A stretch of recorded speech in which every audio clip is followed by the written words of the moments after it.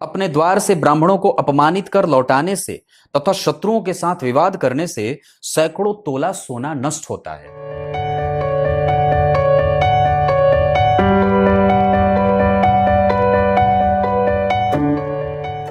प्रिय दर्शकों, नमस्कार। एक बार फिर से उपस्थित हूं आप सबके सामने। आज बात करेंगे कि जन्म कुंडली के नवम और दशम भाव में जब किसी भी जातक की कुंडली के किसी भी राशि में शुक्र बैठे हों तो ग्रंथ उसको कैसे प्रभावित करता है, या ग्रंथ में क्या बातें लिखी हैं नवम और दशम भाव के शुक्र के साथ।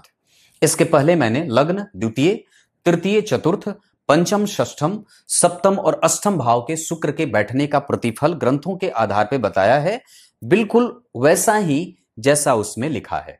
आज बात नवम और दशम की। नवम स्थान में अगर शुक्र बैठे हो तो क्या लिखता है ग्रंथ?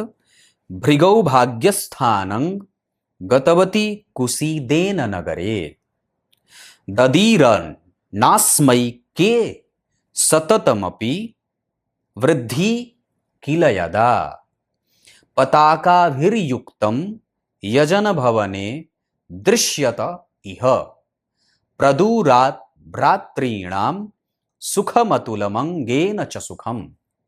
लिखा है कि शुक्र यदि नवम भाव में हो तो उसके ग्राम में ऐसा कौन मनुष्य होगा जो उस व्यक्ति के ब्याज से अपने धन की वृद्धि ना करता हो। अगर नवम भाव में शुक्र हो तो व्यक्ति ब्याज पे पैसे देने वाला होता है और धनाढ्य होता है, पर ब्याज पे पैसे देने लेने का काम नहीं करना चाहिए, शास्त्र विरुद्ध है। उससे आपके जो संतान की बुद्धि होती है वो भ्रमित होती है। सूदखोरी का काम नहीं करना चाहिए। और लिखा है अर्थात धनवान तो होता ही है नवम भाव के शुक्र, दूर से ही पताकाओं से सुशोभित उसकी यज्ञशाला दिखाई देती है। यज्ञ कौन करेगा? यज्ञ का अर्थ धर्म से युक्त होकर के कृत्य करना, मतलब उसके कृत्य से और उसके धार्मिक कृत्य से समाज के लोग ही नहीं, विश्व भर में वो व्यक्ति विख्यात होता है, धार्मिक होता है। और भ्रातृ सुख और शरीर सुख भी पूर्ण होता है, क्योंकि यहां बैठ करके वो जन्म कुंडली के तीसरे भाव को, यानी कि भाई के सुख भाव को देखेंगे या भाई के सुख को देते हैं, और शरीर का सुख भी व्यक्ति को अच्छा होता है। अगर आपकी कुंडली का तीसरा भाव बलवान है तो आप निरोगी काया वाले होते हैं। यह जन्म कुंडली के नवम स्थान में बैठे शुक्र का बहुत अच्छा प्रतिफल होता है। था कि जन्म कुंडली के नवम भाव के बाद दशम स्थान में अगर शुक्र बैठे तो कैसा फल मिलता है। यहां ग्रंथ में बात लिखी है, भृगौ कर्म स्थानम गतवती कुलम नश्यति तदा तथा वित्तत्यागात् प्रभवति सदा विभ्रमगणः द्विजानां व्यावृत्या रिपुजन विवादेन चलयम् परम गच्छत्यद्वा शतफलमितं स्वर्णमभितः।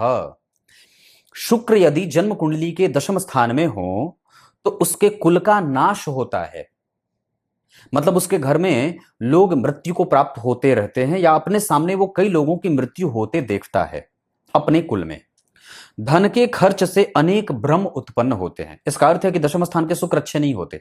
और मैंने कुंडली विश्लेषण के कार्यक्रम में भी बात कही है कि दशम स्थान के अकेले शुक्र व्यक्ति को क्षेत्र से संबंधित समस्याएं पैदा करते हैं, मतलब उसका क्षेत्र अच्छा नहीं होता, या वो उसकी सामाजिक स्थिति या समाज में उसका प्रभाव कमजोर होता है। आगे लिखा है, भ्रमवश 2 के स्थान में 4 देते रहने से उसका धन नष्ट होता रहता है।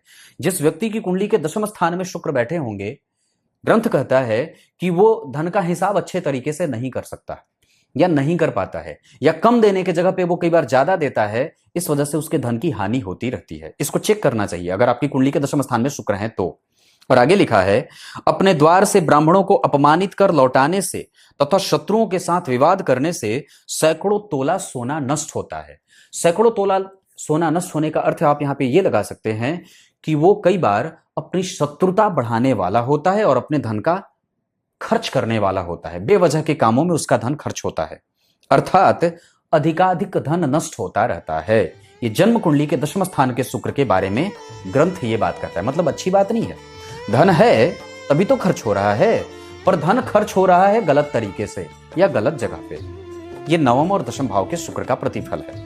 अब 11वें और 12वें भाव पे शुक्र की बात होगी। तब तक के लिए बहुत